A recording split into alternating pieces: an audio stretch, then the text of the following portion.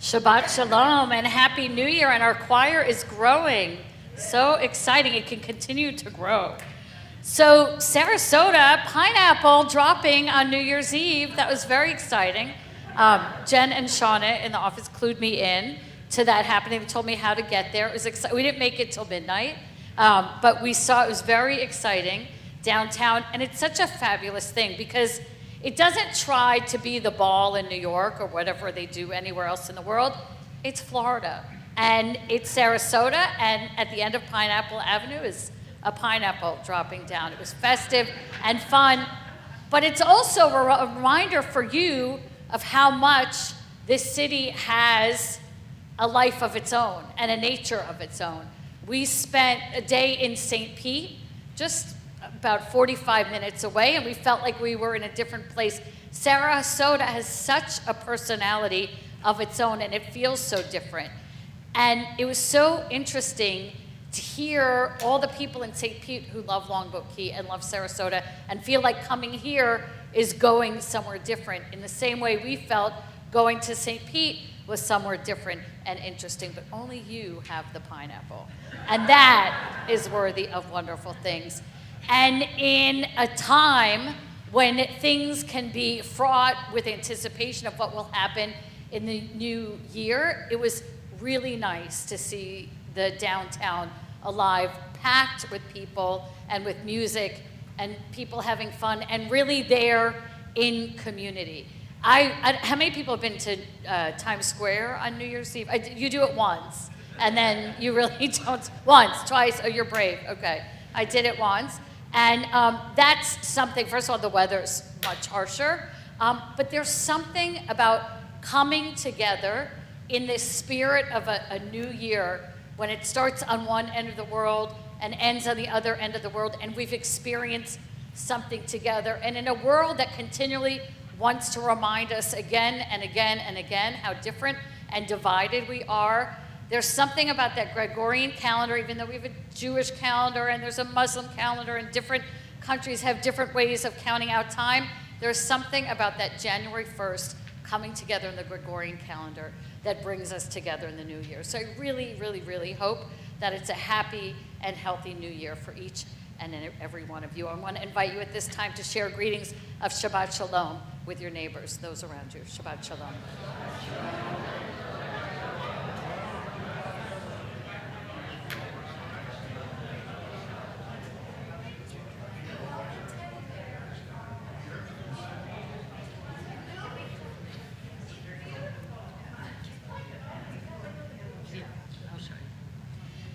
We continue with candle lighting for Shabbat. We invite forward Doris Morgenstern to light candles this evening, and we'll continue with Shabbat candle lighting on pages 2 and 3 of the prayer book. Shabbat Shalom. Shabbat Shalom. O source of light and truth, creator of the eternal law of goodness, help us to find knowledge by which to live. Lead us to take the words we shall speak into our hearts and our lives. Bless all who enter this sanctuary in need, all who bring the offerings of their hearts. May our worship lead us to acts of kindness, peace, and love.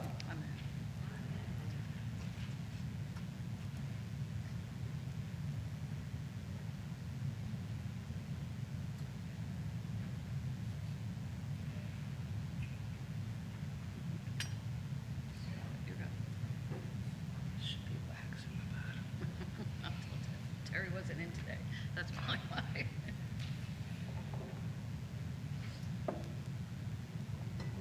Thank you. Okay, let's sing. Baruch atah Adonai, Eloheinu melech haolam, asher kiddushanu b'mitzvotav v'tzivanu lahad ner shel Shabbat. Amen.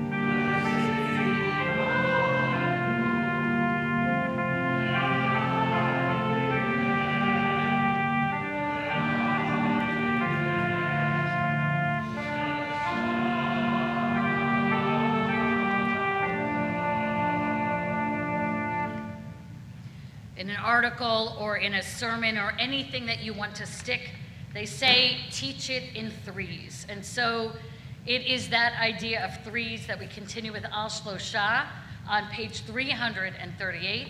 Al Shlosha Devarim, on three things the world stands: Torah, worship, and loving deeds.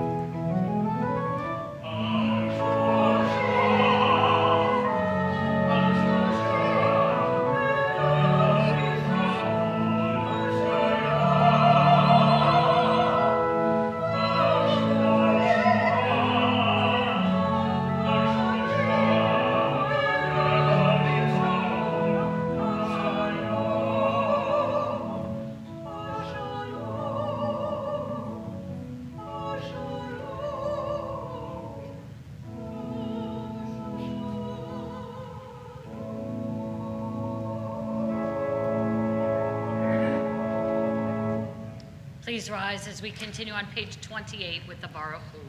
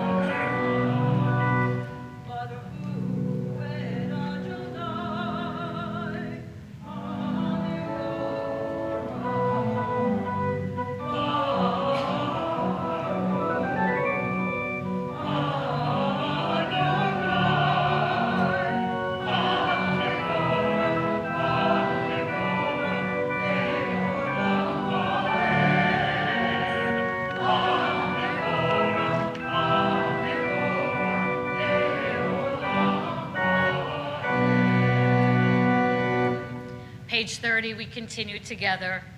Baruch atah Adonai, Eloheinu melech haolam, asher bidvaro ma'ariv aravim, b'chokhmah poteach sha'arim, uvitfuna mishanei itim, umachalif et hazamanim, umisader et hakochavim, b'mishmarotehem barakia kirtzono, borei yom v'layla, golel or mipnei choshech, v'choshech mipnei or, umavir yom umevi laila, umavdil bein yom uvein laila, Adonai tzvaot shemo, El chai v'kayam tamid yimloch aleinu leolam va'ed, Baruch atah Adonai ha'ma'ariv aravim.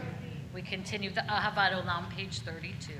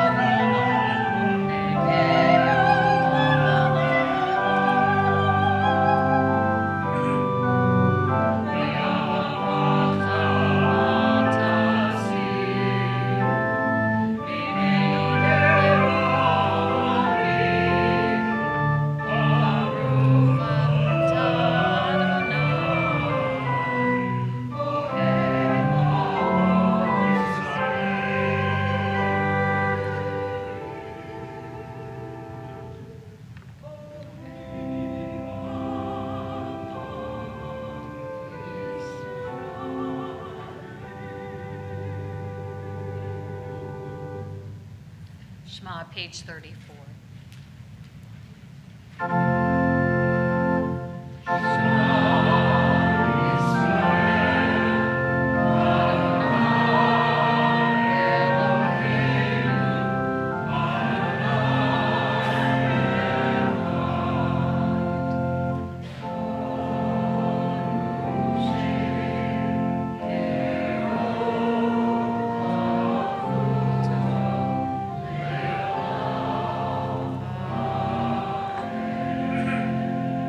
Please be seated.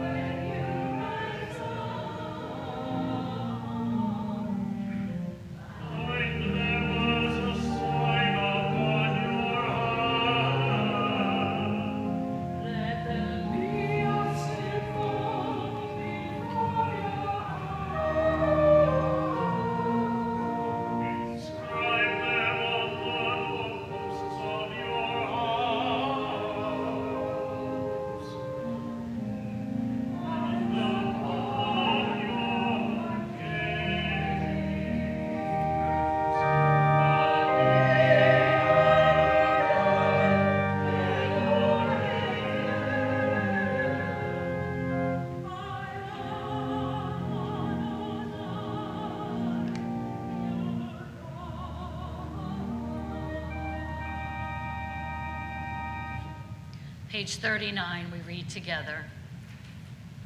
In a world torn by violence and pain, a world far from wholeness and peace, give us the courage to say, Adonai, there is one God in heaven and earth. The high heavens declare your glory. May earth reveal your justice and love. From bondage in Egypt we were delivered. At Sinai we bound ourselves to your way. Inspired by prophets and instructed by sages, time and again we overcame oppressive forces. Though our failings are many and our faults all great, it has been our glory to bear witness to our God, keeping alive in dark ages your vision of a world redeemed. Let us continue to work for the day when the nations will be one and at peace. Then shall we rejoice as Israel did, singing on the shores of the sea. Michamocha, page 40. Michamocha, ha'elim Adonai, Michamocha, nehedar b'kodesh. Nora tehilot, oseh veleh, Nora tehilot, oseh veleh.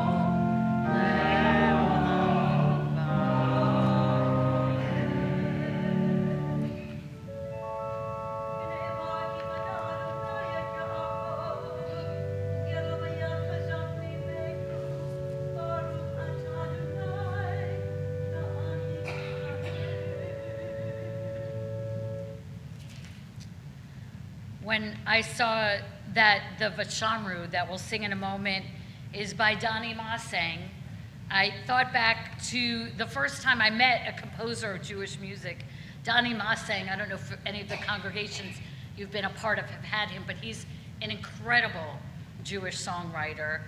And the most remarkable thing, has he ever come here? No, he's amazing. Yes. And what is remarkable is when you meet the songwriter and hear them do the song, and they are part of the song. And I think a couple days ago, Kai said to me, she has a setting she's playing with for one of our prayers. I can't remember which prayer it is. You told me you were working on something. Oh, the Ahava Rabbah. Ahava Rabbah. And just that idea that someone who sings also has in them the ability to create new tunes that have never, ever been heard before is just remarkable. I don't know if anyone else in the choir also composes. Do you compose? I don't even know. Do you compose? Me? Yeah. I'm not really. No? Okay. So Kai, we're watching you. But that idea that there is a tune that is yet unwritten that is meant to be part of a Jewish service. And Donnie Mostang is just one of the greatest. And so we'll continue with his Vishamru that celebrates Shabbat at this time.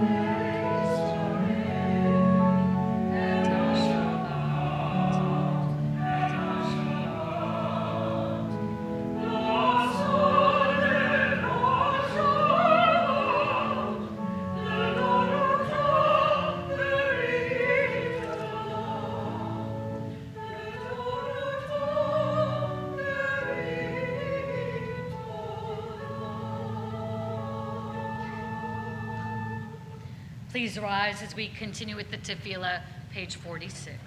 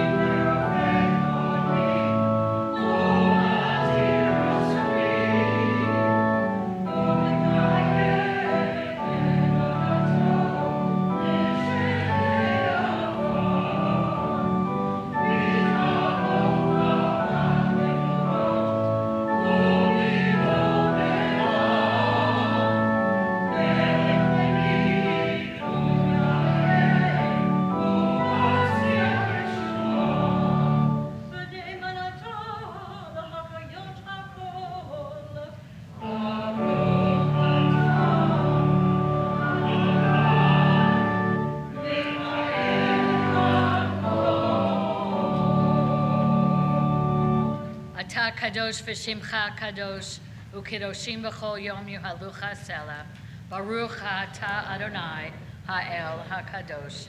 Please be seated.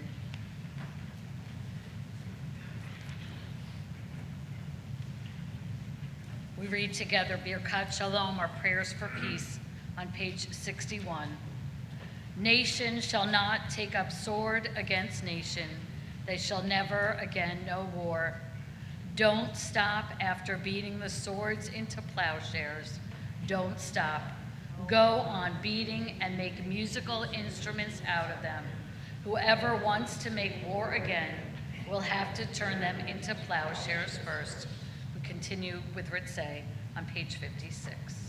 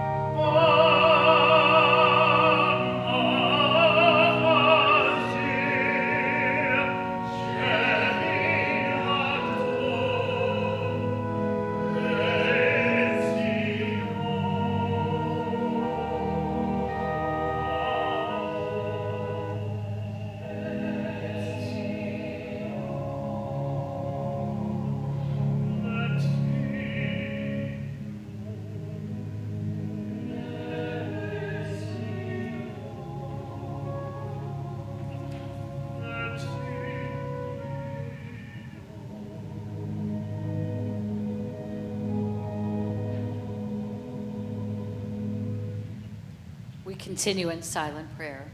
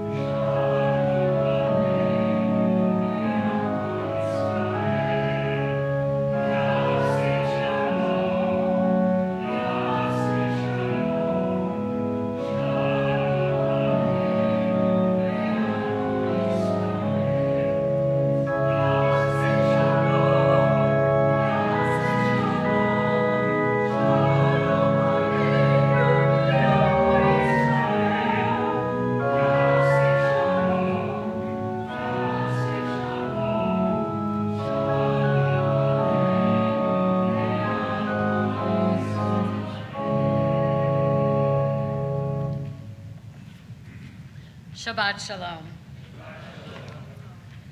When my son was applying to college, he wanted to major in film, and so some of the programs he applied for had a prompt that he had to write a short script based off of. And one of the prompts was make a scene of a conversation of two people in an elevator. And so my son had Moses and Muhammad going to Jesus's bris on New Year's Day as his prompt. He didn't get in, it was USC.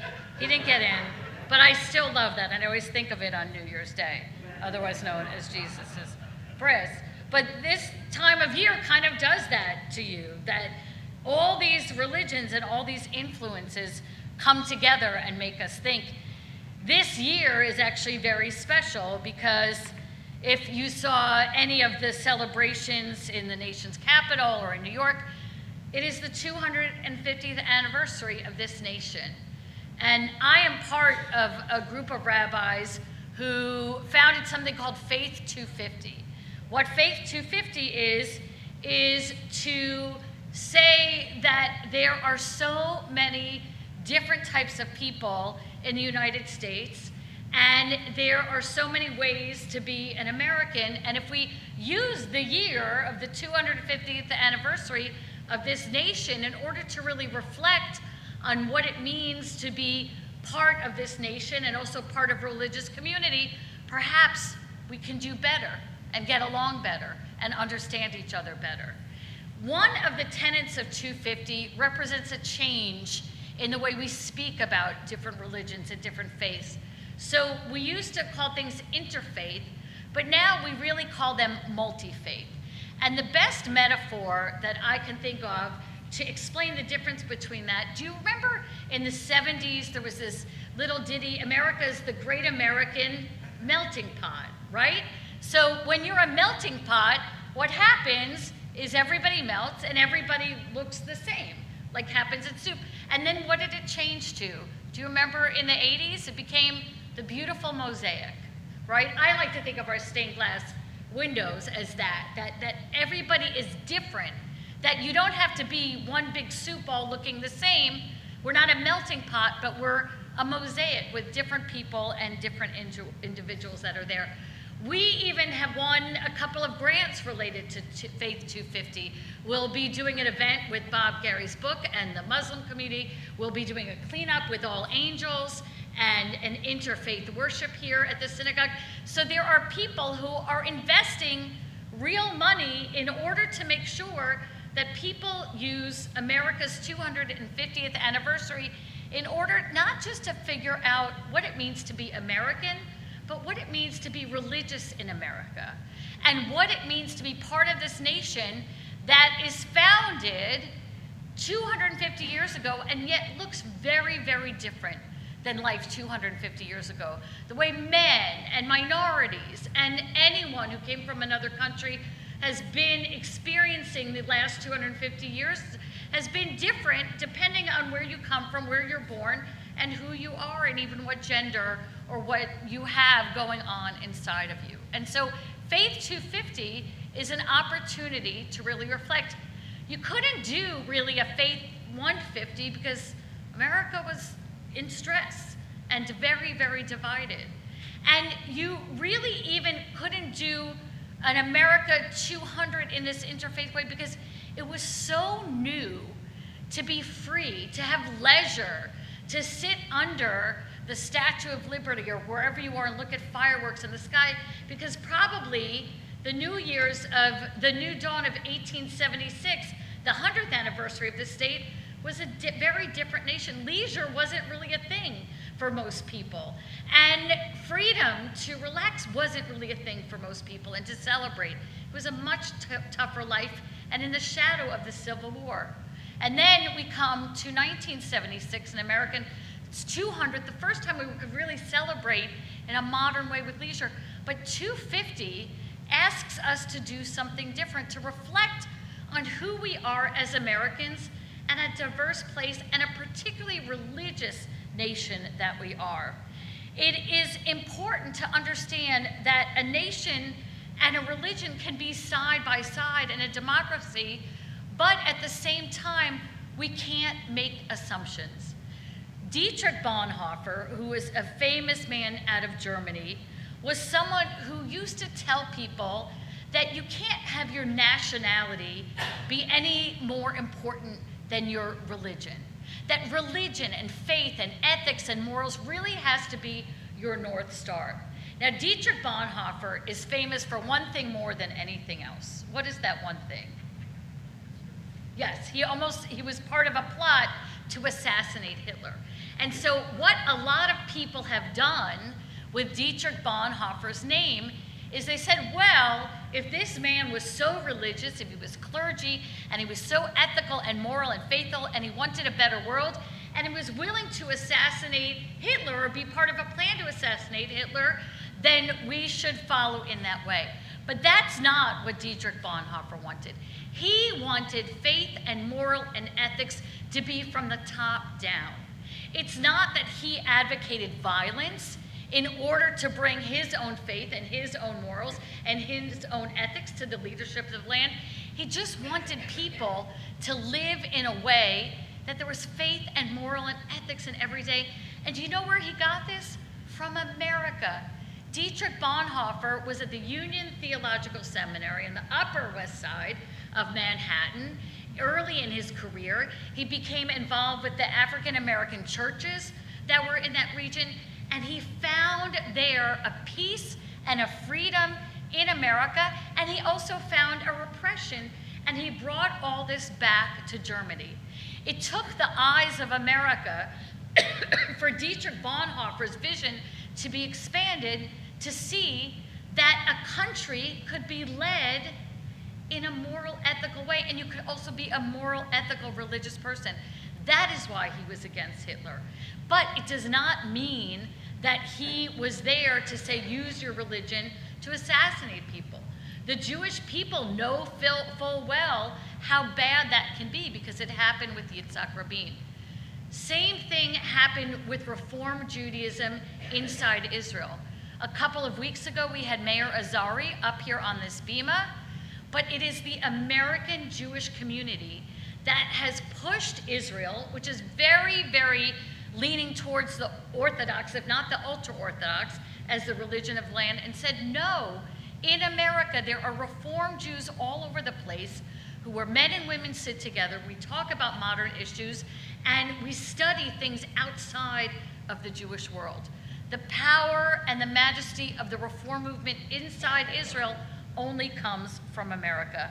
There are so many people that have been influenced by their time in America and go back to their land and bring back what they have learned here. That is what it means to be American, to share our worth and our dignity and our value and inspire other people in order to pursue that way. Now, in this week's Torah portion, you have this very matching up of nation and religion as Jacob blesses each and every one of his sons. We are coming to the end of the book of Genesis. We'll move next week to the first in the book of Exodus and go wandering through the desert for the next 40 years with the Jewish people and the whole rest of Torah. But in this week's portion, the Genesis story ends with Jacob blessing each and every one of his sons. And he does it in a very terse, tight way. Reuben, my firstborn, you are my strength. You are also one who is licentious and one who has anger. And then he goes through one son after another, really generalizing who they are. When he gets to Simeon and Levi, he curses them. He says that they are bad because they defended the dignity of their daughter, their sister Dinah, after she was raped. And so he says he will disperse them. He writes them off because of one moment in their life. And he goes on with Judah and Benjamin and Gad and all the different brothers that are parts of the tribes of Israel. And he only looks at them in a short way. He takes one moment and one experience with each and every one of them in their lives and generalizes his whole blessing or curse based on that one experience. Think of us. what do? People have one experience with someone who's Muslim or someone who's Christian, or in our case, someone who's Jewish, and they make a generalization about the entire Jewish people. Just today, someone was in disbelief that I am Jewish and also could be so nice. I said, there's a lot of Jewish people who are really nice. He didn't know. That wasn't his experience.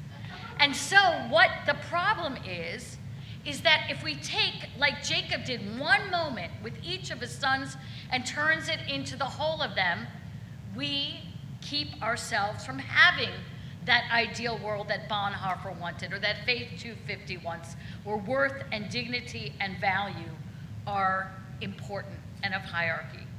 So how do we do this? How do we go from this place of glossing over an entire people or an entire race or an entire way of living, and instead really sit down and get to know people? Well, that is one of the things that Faith 250 is about. It is about creating conversations. It starts at the clergy level, so you are not alone. Clergy, including our clergy here on Longboat Key, have sat and studied texts, including Emma Lazarus's famous poem that is on the base of the Statue of Liberty, the words of Frederick Douglass talking about how Thanksgiving is a very different feeling for a slave than for a free person, to the Declaration of Independence. One text after another from the great American archive of texts that again evaluate our worth, our dignity, and our value. But here's the problem. If we only stay on the page with the texts and don't bring them alive in conversation, then all this is naught. It doesn't really matter then if America is 250 or 350 or 450, God willing. Because if we don't come together and look at these texts, but also embrace our differences, then we will accomplish nothing in a future. And so over the next few months, we as a community will have multi-faith experiences. We are so proud that we'll be here on this bima, next door, and in other places in town. They are inspired and organized by our temple leadership, by our social action committee, and others who are invested in making sure that Faith 250 is something that is embraced and is beautiful. Now, in the same way, sometimes people say things to us as Jewish people that are strange or problematic or interesting. We also, too, have the potential to hurt others' feelings. And so there is something that I keep in my calendar that helps me assess how to go into a situation that might be new or complicated or difficult. It guides me how to speak, how to talk, how to listen, when to use my 2 ears and my 1 mouth to listen twice as much as I speak. These 3 things are 3 questions that I ask myself before I speak in any situation that is new or uncomfortable. The first question is, what is going to come out of my mouth? Is it true? And what I am saying true? If someone has one experience with one Jewish person, is it true for every Jewish person? I think not. As I told the man today, there are other nice Jews besides me, I promise you. So the first thing to ask is it true, what is coming out of my mouth? The second thing to ask is it kind? Is it kind? If you look on any day, in any way, that we talk about different people in this country, it is not always kind. I saw a video where the mother of the last hostage that is still in Gaza, and she was attacked in Miami just for wanting her son's remains to come home. And we speak poorly about other people and other cultures and make assumptions. We have to think about, is what's coming out of our mouth, is it kind? So is it true? Is it kind? And the third thing, is it necessary? Does what we have to say bring worth and dignity and value to the world? Or is it something that we just think in our head and is better left unsaid? We will have many opportunities over the next several months to ask ourselves these questions, as we are in the company of others of different faiths than us? Is it true? Is it kind? Is it necessary? And I think most of all, us as a Jewish people could benefit from a world that asks itself those questions. After raging anti-Semitism, after 2 years of war, after our own Jewish community's complex relationship with Judaism and Israel itself, we also want to demonstrate that we live in a way that asks, is it true, is it kind, and is it necessary? And so on the dawn of this year, 2026, and America's 250th anniversary, let us do everything that we can to make the world full of sentiments that are beautiful, not just true, but beautiful, that are kind, not just soft, but tough, bringing peace to this world, and make it absolutely necessary that we go forward with 2 ears and 1 mouth in order to understand that we are a faithful nation and we are not alone. We are better together. Happy New Year and Shabbat Shalom. At this time, please rise as our service continues with our prayers for healing.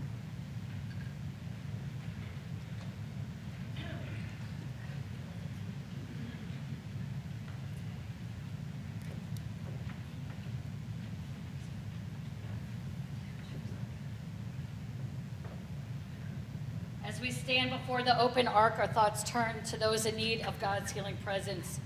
Mishaberach Avotenu v'Imotenu, may the one who blessed our ancestors bless all those in need of healing.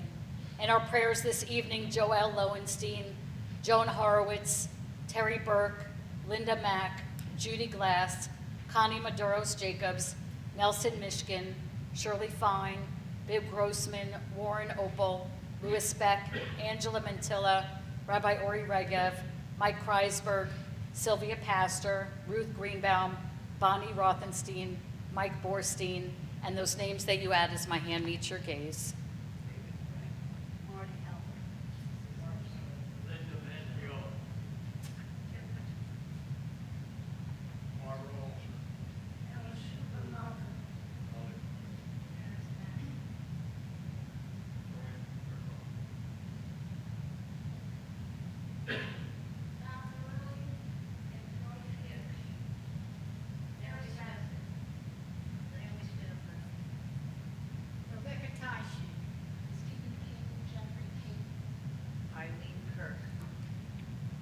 Baruch atah Adonai Rofei HaCholim.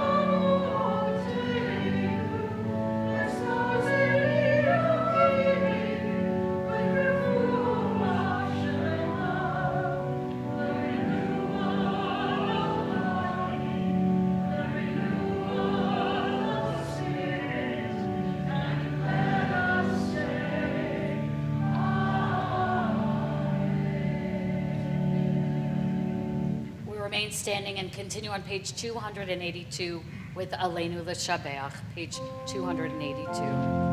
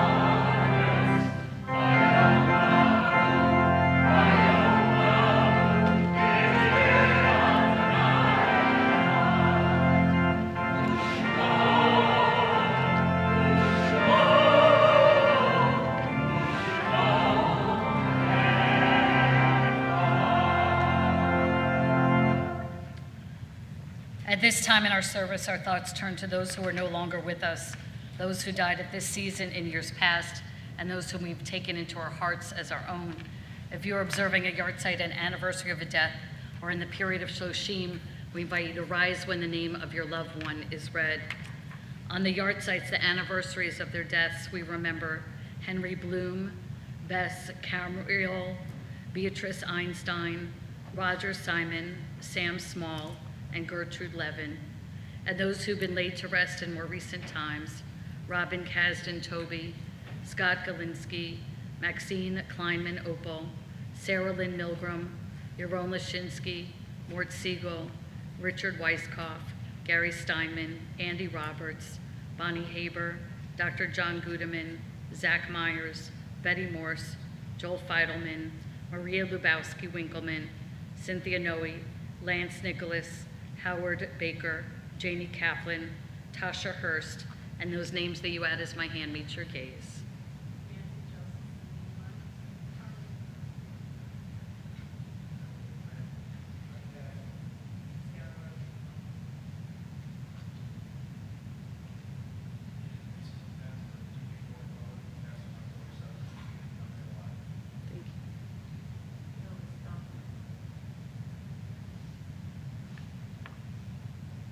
Zichronam Livracha, may all their memories be for blessing. Please rise as we join together with the words of the Mourner's Kaddish.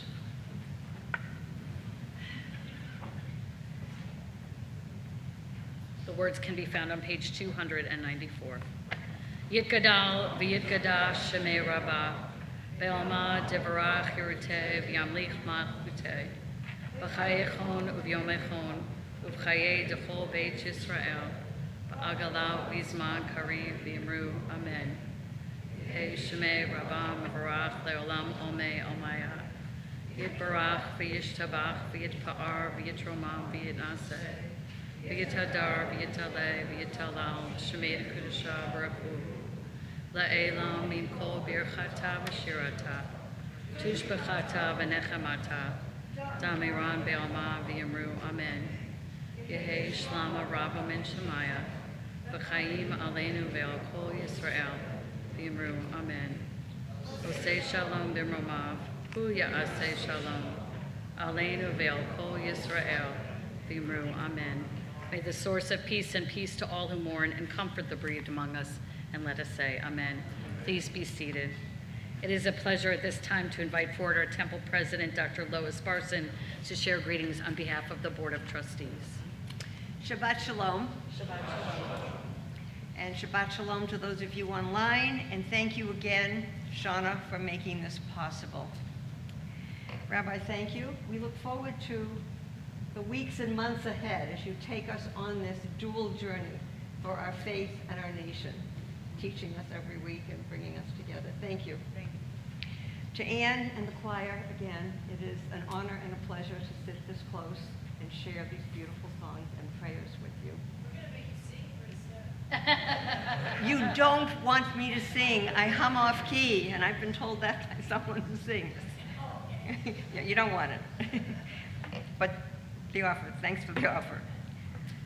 Anne in the choir. Give me just a minute here. Candles, Doris, thank you very much for doing the candles again with us. I learned once upon a time, early in my membership here, that not everybody loves to come up and bless the candles. And so if you have any inkling, yes, it's intimidating, but it is beautiful. You have rabbis supporting you. And if you would like to light the candles for any reason, please call the office. We would love to see as many congregants as possible experience this mitzvah, and everybody is welcome. First-timers. Do we have some folks here for the first time who might like to share that fact? No? Well, welcome back. We had a first timer in the choir. Oops, I'm sorry. She's been here before. She's been here, but she's Yes, in the choir. but now you're singing. Tell us again. Beth Edelman. And if you remember several weeks ago, Beth said she wanted to sing in the choir, and we all applauded. So, thank you. I apologize for not. It is wonderful. You're motioning for some more people. Again, I think there's someone else. this is a wonderful temple in which to participate in any activity that you feel comfortable or that you'd like to learn. And Doris, and we did the ark, so we don't have to thank each other. Or I thank you. On the back of your program, and I usually say read it yourself, if you looked at the e-blast this week, you see this many activities coming up very soon. The new bulletin might be in your mailbox today. It is, okay, I didn't check mine. I did get a chance to preview it. It is chock full of a month of amazing activities here at our temple and in the community. On the back, though, we've got a couple things to add. On Monday, the 5th of January, which is not on the calendar, our Ed Center begins its winter term. So for those of you who still haven't registered, there is time. Register for the few that you want now and do it ongoing. But please do take a look at our website and even check the book again if you already have that. There may be some more classes and activities that you would like to enjoy.